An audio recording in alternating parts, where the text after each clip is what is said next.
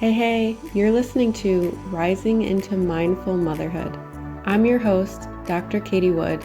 I'm a barefoot mama bear, pharmacist, integrative fertility health coach, and lover of all things nature and animals. I'm on a mission to have intentional conversations about the good, the bad, and the ugly when it comes to fertility, pregnancy, postpartum, and beyond. My mindful guest and I will be talking about struggles, wins, natural wellness, and how we grow and transform as we enter motherhood. My background in healthcare has shown me how broken our medical system is. My own struggles to become pregnant has shown the lack of support for mamas to be, the lack of guidance for women to have a nourishing and vibrant pregnancy, the isolation, mom guilt, and all the things we hold after bringing baby earthside. I want this platform to be a place where women can feel connected, safe, and supported to share and hear their stories. A place to use our voice to discuss and advocate about what we need and deserve as mothers. So let's dive in, shall we? Hello and welcome to Rising into Mindful Motherhood. I'm super excited to bring you this conversation. I've connected with Lacy, mama of 3 and 1 on the way, and she's also a lactation counselor. After many years of breastfeeding under her belt, Lacy loves to help other moms overcome the overwhelm by simplifying the process so they can really enjoy the early days of motherhood. So today we're going to talk about the most common breastfeeding mistakes that can sabotage your breastfeeding journey and what you can do instead. So welcome, Lacy. I'm super excited to have you on today. Thank you. Thanks for having me. Yeah. So I would love to just dive in and have you share a little bit about your motherhood and breastfeeding journey and how you became to be a lactation counselor. Yeah, definitely. So with my first, I was determined to breastfeed. I was actually told my whole life that we just don't make enough milk. It was just not a possibility. And I just wanted it more than anything. And so I was determined, and I don't think I did all that I should have done beforehand, taking enough. I did take a breastfeeding class, but I think there's so much more that you can do to prepare. Fortunately, with my first, it went very smoothly, and I was able to breastfeed until he was 14 months.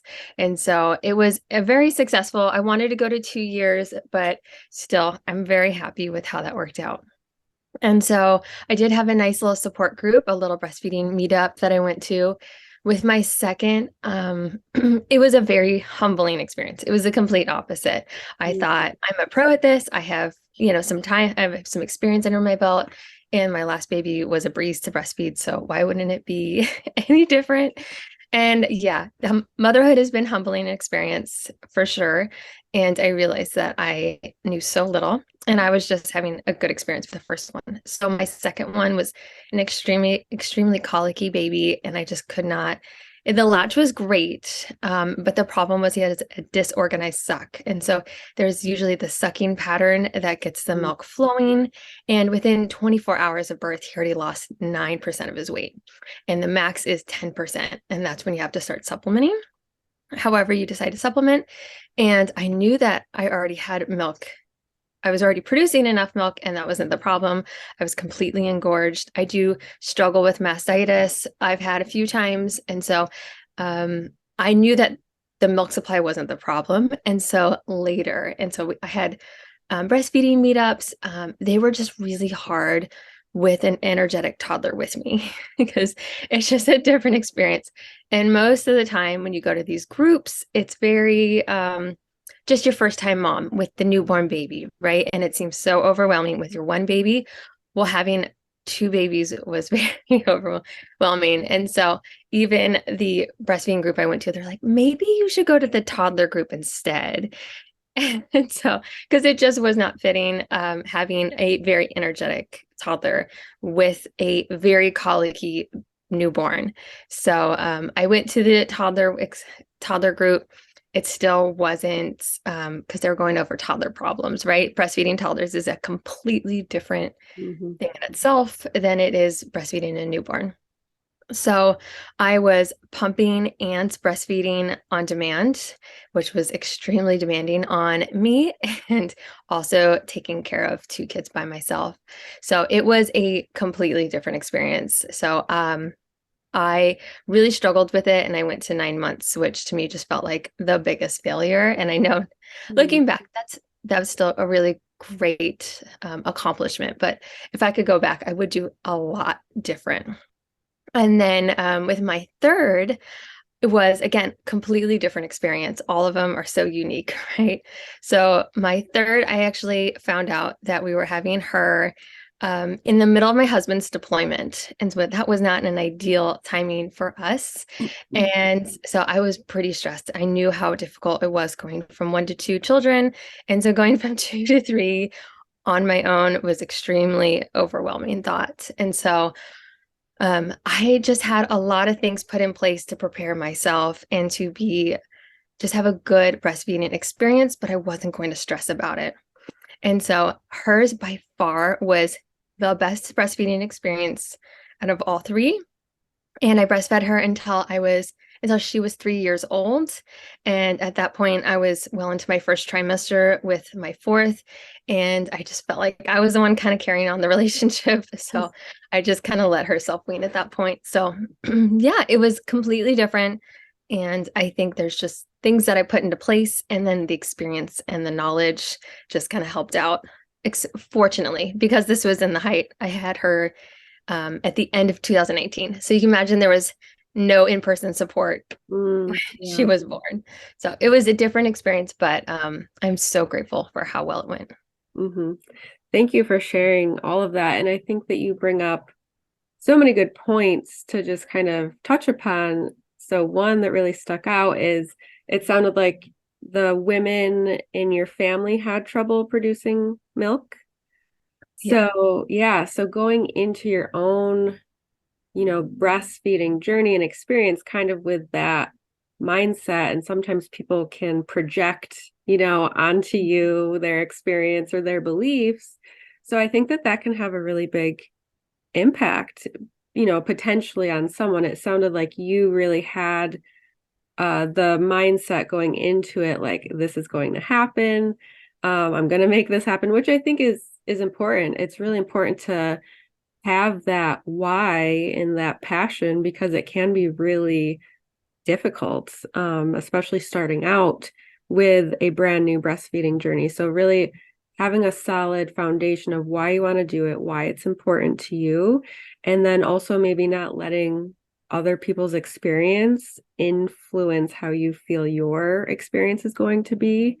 Um, both of my sisters, they had very different experiences. One sister had no issue. The other sister really had trouble with production. So, I didn't really know what it would look like for me going into it. But I think that that's a really good, just important thing to note for anyone who's possibly pregnant listening to this is obviously your journey is going to be very unique to anyone else in your family. And also, you shared how different it was just per baby. It's even though you were a pro and you had experience with your first kiddo, like your second kiddo just presented its own new set of challenges. So I think that that is a very humbling experience and, just giving both you and baby compassion and grace too as you both navigate that. So I love that.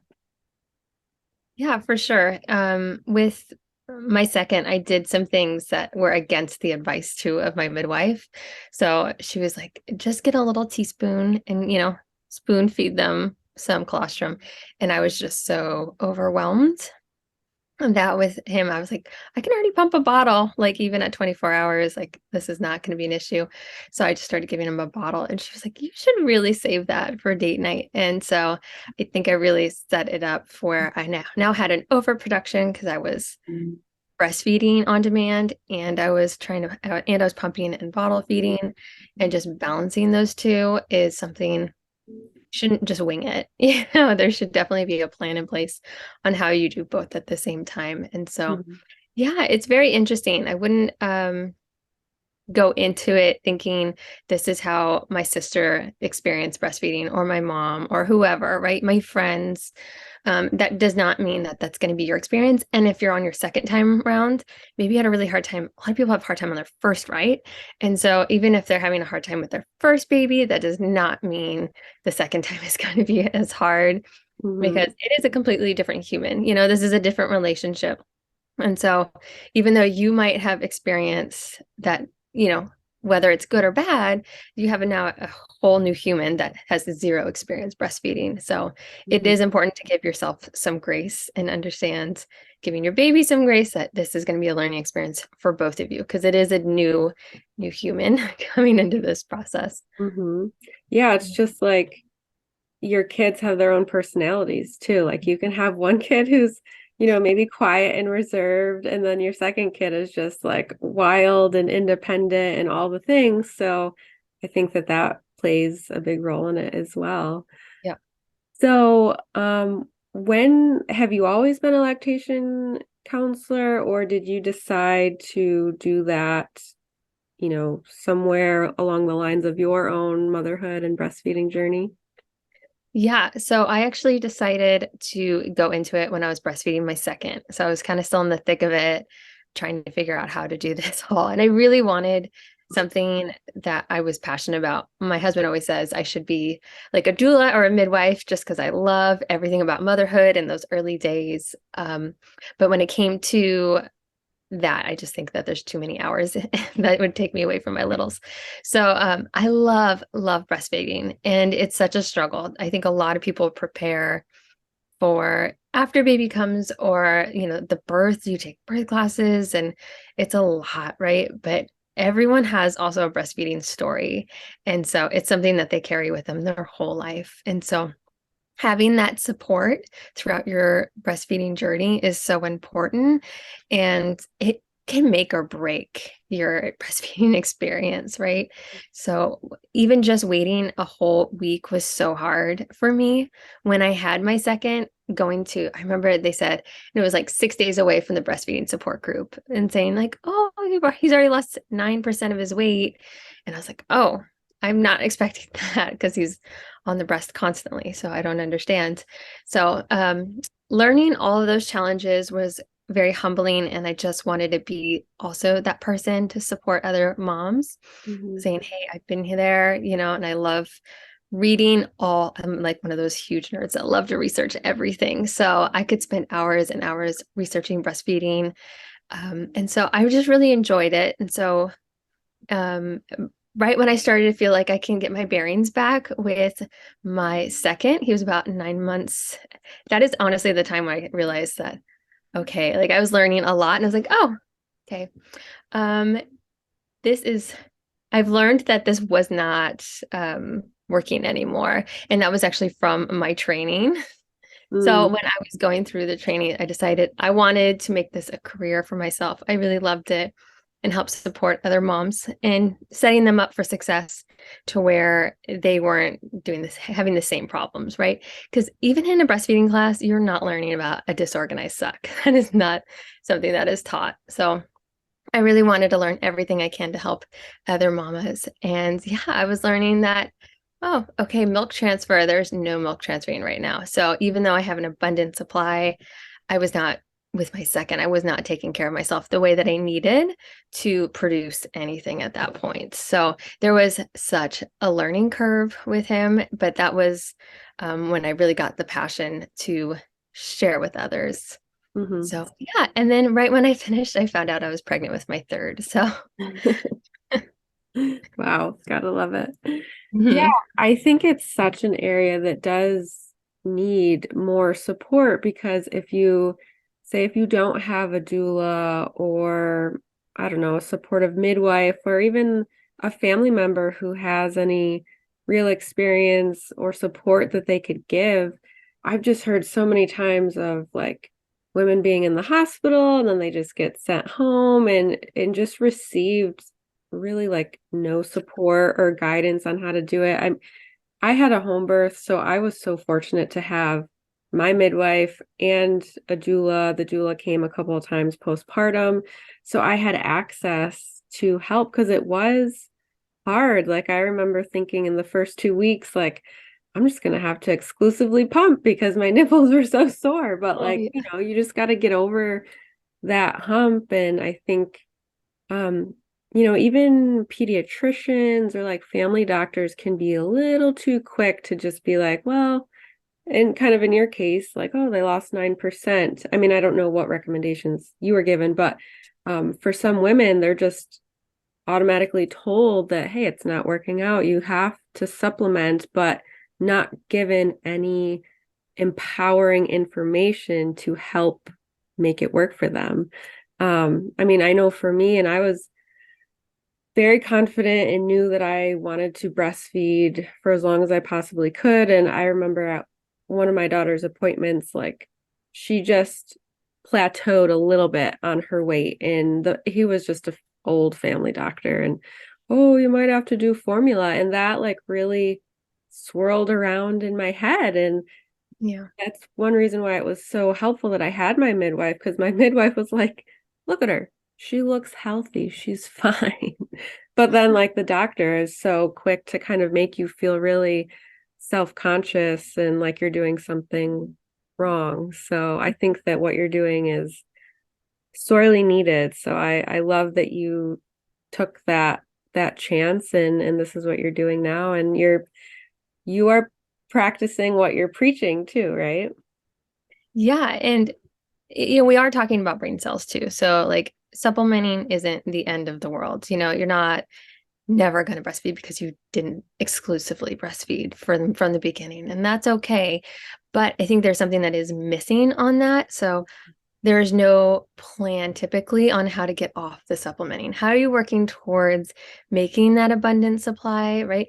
How are you stocking up? How are you getting those steps to going away? Because if you're supplementing, that's telling your body that it just doesn't need to produce that. And that 3 months is so crucial on establishing your milk supply.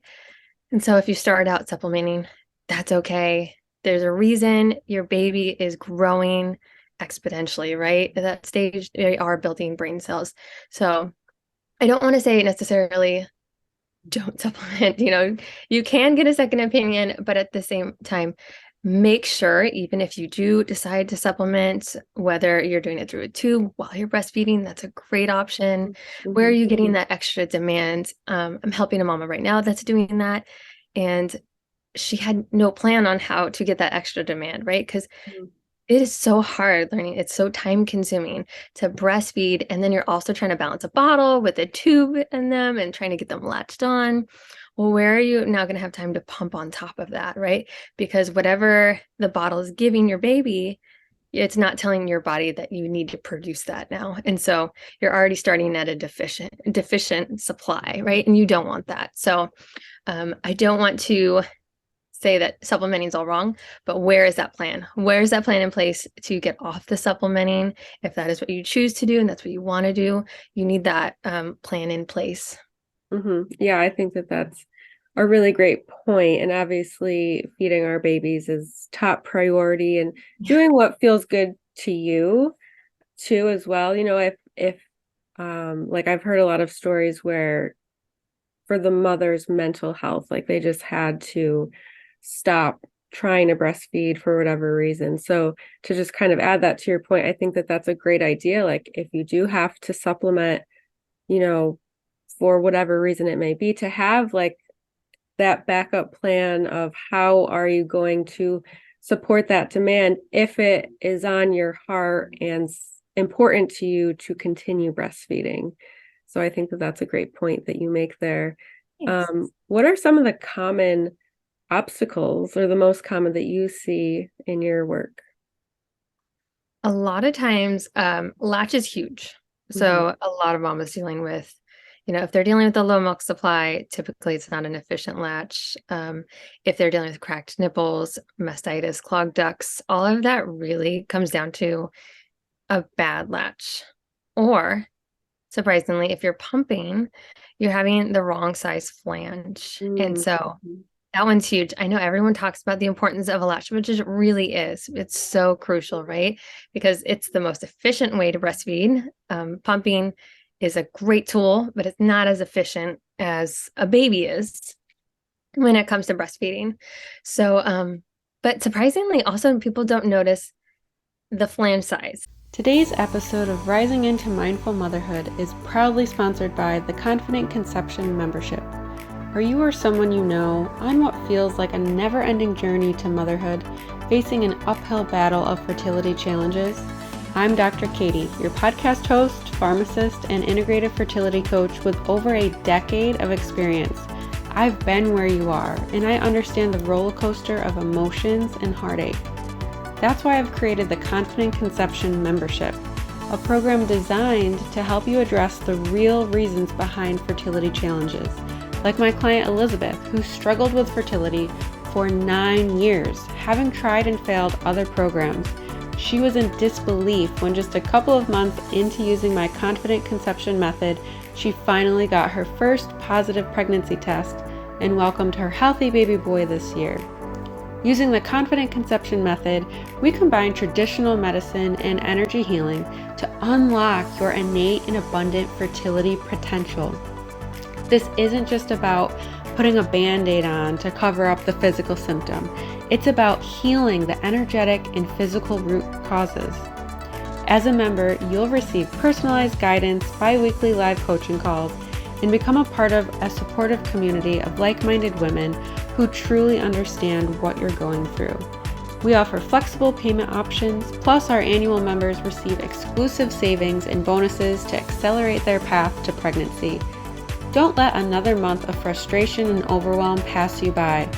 As a special offer to our listeners, you can use the promo code PODCAST10 to receive 10% off the lifetime of your membership. Secure your spot now and expedite your journey to motherhood today by visiting www.yourempoweredfertility.com/membership to learn more and enroll. Together, we'll pave the way to your confident conception for a future filled with joy, unconditional love, and the pitter-patter of tiny feet. The link is in the show notes. Sign up today and your future self will thank you. So you never think about it. You kind of just get what you get and then you stick it on and you're just like, okay, it's a bit overwhelming. So making sure you can size yourself, you just have a tape measure and you see how the actual nipple is, and that's how it's going to fit in the flange. Even when you have don't check both sides, because we're not all perfectly symmetrical everywhere in our body. And you can check that even throughout your breastfeeding journey, because those things can change. So if you notice that you're having not a lot of milk output, or maybe you're having a lot of cracks, or you're really sore, or you're getting those clogged milk ducts, that's a struggle that we can avoid, right? And a big part of it that is often overlooked is honestly, you're just using the wrong size flange. And so you might find that one size works for one side and a different size works for the other side. So whether that you're putting cushions in it to use what you have and just making them smaller, a lot of times we think that we need to go bigger, but actually smaller, they've noticed, has really helped. And I've helped a lot of mamas that were consistently getting mastitis, and it was something as simple as just changing their flange size. Mm-hmm. That's a great tip, especially measuring both sides, because that's a very valid point right there. So awesome. What would you say is like another one that you see? There's a lot of trial and error with everything, but again, with the pump, I've noticed there's a lot of things that can go wrong, and not using your correct settings. So when you are using a pump, typically you just turn it on and you don't really think about it. But that is just not the case, right? So let's say if you have a self-driving car, which would be awesome if I had one, but if you have a self-driving car, you still need to add direction or add the address, right? You need to tell it where it's going. You don't just turn it on and expect to go where you're going, right? Because you're not going to get anywhere. Same with the pump. You need to have the correct settings. Some have preset settings.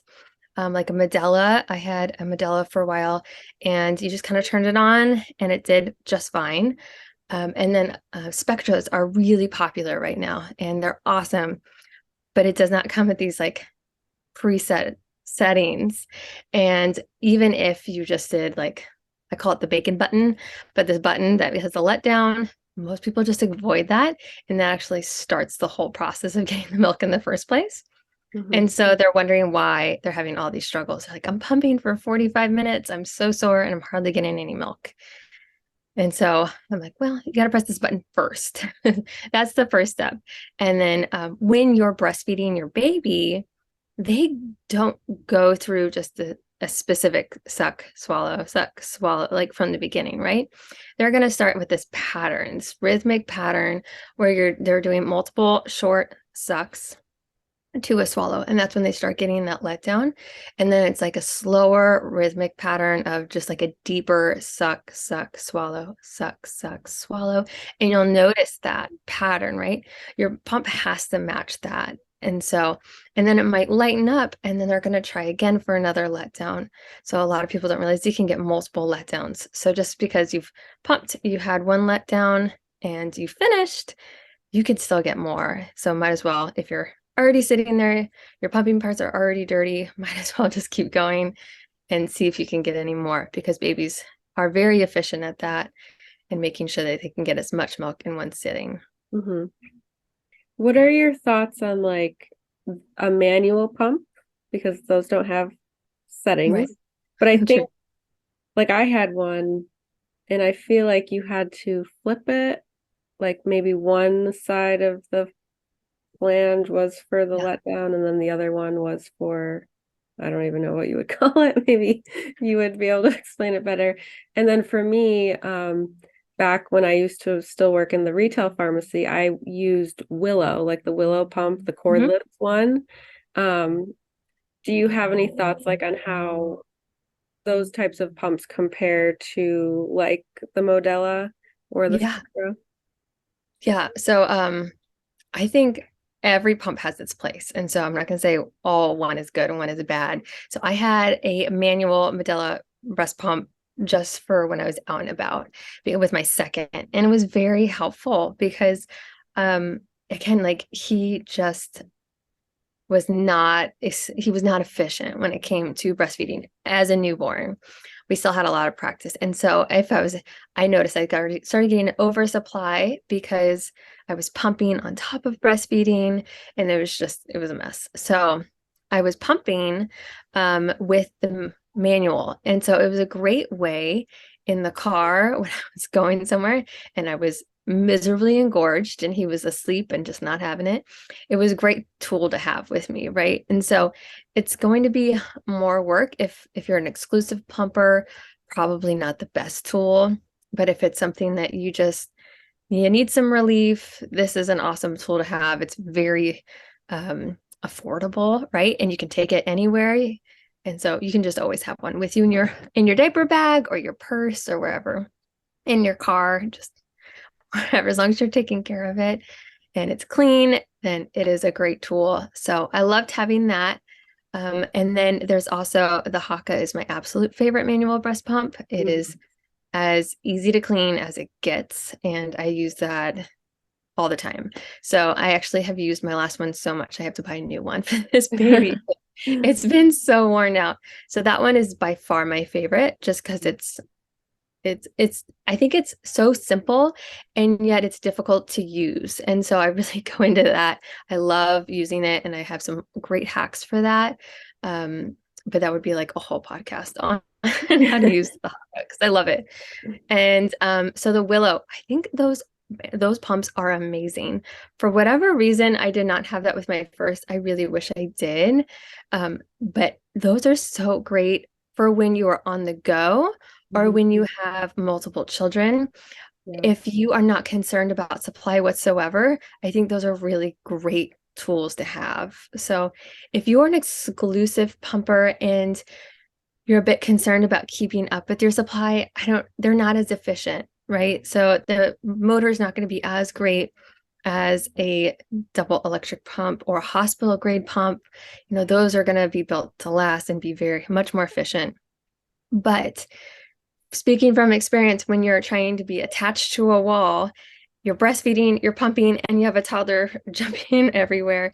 It's just not, that's not sustainable. So it would have been so much better if I was able to just have one pump on one side while I'm trying to nurse on the other, or while I'm making dinner, having the willow in, right? That would be so much more efficient and feasible because when you have multiple kids or you have a lot of responsibilities, whatever that could be, it's a great for when it's needed for whoever. Like it just depends on the person. Mm-hmm. Yeah, it was a lifesaver for me because at work I didn't have any room that I could really use. So it was nice to just have that underneath my clothes and I didn't Yeah. have to worry about it. But I can definitely see like I know that the suction was definitely not as strong because it's basically, holding itself up and maybe you have like a cami on holding it up too. Yeah. So it's definitely not on as tightly as like my other plug-in pump was, that's for sure. Yeah. Um, so one thought and question I have for you is you had mentioned earlier low milk supply, like one issue with that could be for like latching, like a latch issue. For me, I'm curious if you ever have worked with any mamas who maybe had like a nutrition issue going on and or like a hydration issue, because I know at least for my research, and correct me if you know any differently, like we need about 500 more calories Yeah.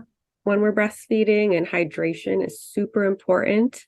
But I know sometimes like I've only had a breastfeeding experience with one baby. I don't have one with a toddler and a baby yet. So I Yeah. can only imagine how difficult it must be to keep yourself nourished throughout the day while you're just balancing all the things. Yeah, it really is. I would say having certain systems in place for that too. Because, yes, absolutely, you need more calories while you're breastfeeding. You're burning a lot of calories. And so, if you're getting under, gosh, I'd have to look back, but I believe it's about 18 or 1700 calories. It could be 1500. I would have to look back on the exact number, but there is a certain point where you start to dip into your milk supply because you are just not getting enough calories to sustain your body and to sustain your baby's body. So never go on a calorie restrictive diet if you are trying to lose weight while you're breastfeeding. So you just gotta like think about that for sure. And then hydrating. You are so thirsty when you're breastfeeding because that is what is going to make milk, right? So you want to have a lot of hydrating water. You can have coconut water, something with electrolytes. I Mhm. always get very dehydrated and dealing with a lot of headaches from it. So that's very important. That was the number one reason why I struggled with supply on my second and ended up not being able to continue was because I was not taking care of my body. So absolutely nutrition deficient. It'd be 2 o'clock in the afternoon. I hadn't had any water or food at that point, trying to nurse my baby. There was no way that I was able to produce milk at that point. Mhm. So, of course, he was screaming and he was being so mad at me because I just didn't have the systems in place yet. With my third, I can say like I had to have systems in place because I couldn't go 7 months without eating. It wasn't possible. So, yeah, I think just having those things that are very easy on hand, whether that would be like a granola bar or like trail mix, right? That is right there, or something super simple. Just chia seed pudding is so easy and so nutritious. You should have a higher amount of protein in your diet when you are breastfeeding. And so focusing on like, I'm looking right here because I have chia seed pudding this as a snack, right? And overnight oats, they're so easy. So something that's very easy, you can add some peanut butter in. So you're getting those added fats and you're also having that protein in there. Just something that's so easy that you can really make. And for me, having extra littles on hand, they love helping with that stuff. So they love, pouring and measuring and all the things. And it's not detrimental if they have the measurements completely off. So Yeah. it's a very easy thing for us to do together that they enjoy. Mhm. So yeah, just putting those systems in place. So always having your water bottle right next to you, having it filled up, just to have that next to you so that you are hydrated, right? I like to add extra minerals to my water so that After the fourth time, the minerals start to get depleted. So making sure that you have those things in place, but making a glass of water does not take much time, right? Having just a few drops of minerals in there, that does not take much time. When I am making overnight oats, it takes less than 5 minutes, right? And it's great for bonding for my kids. They absolutely love helping in the kitchen, and I don't even have to heat it up. So I've fed my family, I've entertained my child, and we've bonded. They're learning life skills. And yeah, it's something that's going to nourish all of us. So just having those things in place, knowing that it's going to help yourself in the future, but also it's going to help your supply. Oatmeal is obviously really great for your supply. So Mm-hmm. you can do that. And then if you need to, you can always just buy some things that are just pre-made, right? So there's oatmeal cookies, there's breastfeeding cookies, there's teas, there's protein shakes. There's some that are specifically made for your breast milk supply, which is really great. And so if you need something and you're like, I can't even grocery shop right now, like that is something that is shelf stable. It's very easy, and you can just add some water to it or even some kind of milk to it. So adds those extra calories, you're getting the extra protein. That is a great way to help your bodies out and is like no effort. Yeah. Yeah, those are great tips. And I know for me, before I had Olivia, I just pre-made all of these like little lactation Mhm. balls and froze them. So if you're on your second, third, fourth pregnancy and you have little kiddos, like Lacy said, you can have them help you, but maybe make them ahead before you have babies. So you can just have like this whole stock supply in your freezer. And what I would do, I bought this little, like a 6-can mini fridge, and I put it up in my bedroom, and I would just take out like 10 or so at a time and just let them defrost in the fridge, and I would eat them like throughout the day. And it was really satisfying. And it had like peanut butter, honey, oats, of course. I think there is a few other things in there that are really helpful for milk production, like flaxseed. Flaxseed. Yeah. There's one other thing I can't think of. Is it brewer's yeast? That's Yes, another one. that. I was like, it starts thinking in my head. It starts with a B. Yep, the brewer's Yeah. yeast. And that was super helpful to just have that up in my room, and I wouldn't have to worry about it. So Yeah. awesome. Great tips. Um, Thanks. Another question I have for you, and this is because it was something I experienced, and maybe you've seen it with some of your clients, is my baby preferred one side. I'm trying to think of which side it was. I can't remember now. She preferred one side, so the other side didn't produce as much. Yeah. And she would also, like the side she didn't prefer, she would only nurse on that side if we were side lying down with each other. Yeah. So It's that very was fun. interesting. Yeah, I'm wondering if it could be so when our babies are like towards the end of pregnancy, they're in their position, right? They're getting ready to be born. They kind of stay in that position because they're running out of space, and their head is tucked in a certain place, right? So after that, could you imagine if you only look to the left for six Um, weeks and then it said, okay, now to eat, you got to only look to the right. You're like, no, I'm not doing that. It's like, I can't, right? I really can't because I have been looking to the left nonstop since for like 6 weeks straight. So it could be something torticollis, and so that's something I love going to the chiropractor and getting my babies adjusted just because they have been in one position for quite a while. And they're growing, they're, bringing and their skull's expanding, like the growing. It's just, there's a lot going on. So I do personally love going to the chiropractor for that. And that will help. I would also say trying to alternate sides. But if I have a baby that loves one side, they will easily nurse on that side, right? So I will start on the other side for a while. You mhm. don't want to only start on the same side every time because then you're going to have what I like to call slacker boob. Or that one just doesn't make as much milk. So you want to avoid that. You would like to have an even amount of supply, right? But that's the great things that we have too. So You can have a slacker if that is what happens. That's totally fine. You can sustain your baby on just one side. That's why when people have twins, you still have two to nurse your baby, which is great. So it's fine if you do only have one side that's producing majority of your supply.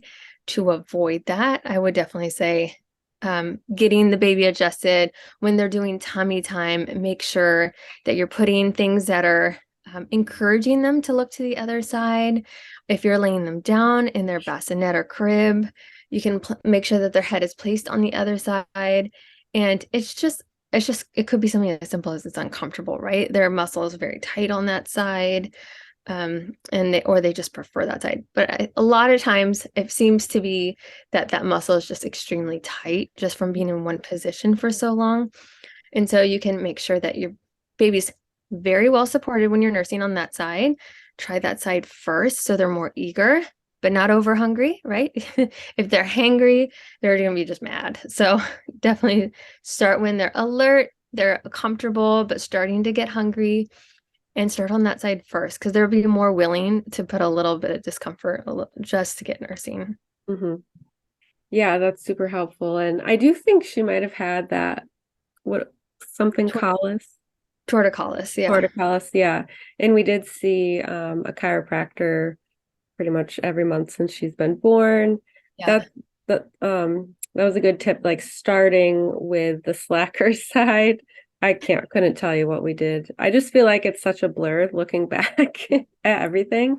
Another tip I feel like I heard way back when to help moms remember which side they ended on is to put like a wristband Oh, on yeah. like the last side that you nursed on, or maybe the last side that you started with, so then Yeah. you know which side to start on next time. And that's if you can remember to switch the band on your wrist. I mean, you got to do that first. Yeah. Well, thank you so much for all of those tips. And I know that you mentioned you have a freebie for the listeners, a master class. Would you be able to tell us a little bit about that?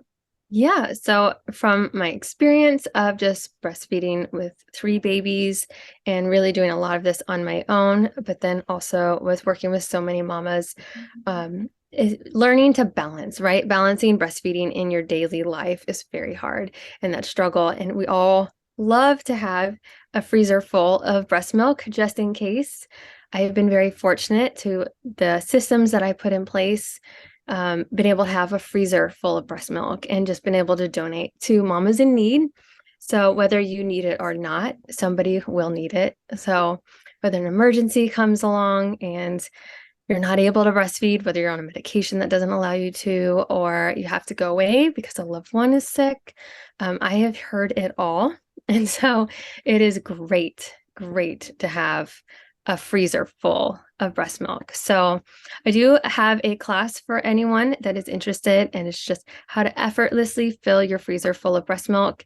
And this is how I fill my freezer now with my babies, balancing life, now homeschooling and having a lot of littles, even if my husband is gone. So yeah, and I would love to have you guys there. It's on my website, which is earlymotherhoodguide.com.